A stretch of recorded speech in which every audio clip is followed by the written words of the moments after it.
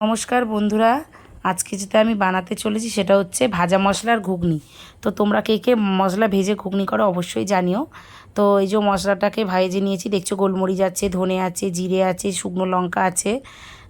ভেজে নেবো খুব ভালোভাবে। মশলাটা ভাজা হচ্ছিলো, এর একটা ফ্লেভার বেরোয় না, তো তখন আলু কাবলির কথা মনে পড়ছিলো। ছোটোবেলায় এরকম মশলা ভেজে আর আলু কাবলি করতাম, এখনও করি কিন্তু খুব কমে গেছে সেটা। তো আর আলু কেটে রেখেছি, আলুটাকে ভেজে নেবো ভালোভাবে আর মশলাটাকে গুঁড়িয়ে নেবো। এই মশলাটা আমি গোড়ানোর জন্য আমি ওই রুটির বেলুন চাকিতেই গড়িয়ে নিই, ভালোও হয়। আর মিক্সিতে করি না, এইটুখানি মশলা তো করি না। এই যে আলুটাকে এবার সাদা তেলে, পুরো ঘুগনিটা করেছি সাদা তেলে।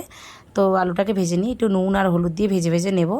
নেওয়ার পর যে মশলাটা করে রেখেছি, আদা আর টমেটো, আর এদিকে তো ঘুগনিটা দেখছো গলে গলে গেছে। আমি একটু গলা এরকম গলা মটরেরই ঘুগনি খেতে ভালোবাসি, তো এইরকমই করি।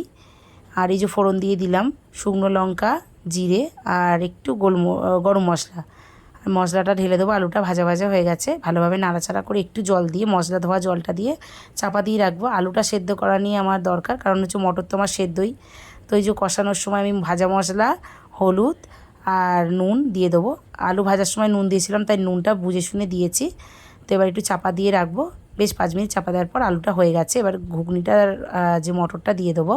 মটরটা তো দেখছো খুব ভালোভাবে সেদ্ধ হয়ে গেছে, খোসাগুলোও ছেড়ে গেছে, একটু মাখা মাখা হবে এটা। আর যে ঘুগনির যেই মানে মটরের যেই সেদ্ধ জলটা, সেটাই এতে দিয়েছি, কোনো আলাদা বাইরের মানে ঠান্ডা জল দেবো না।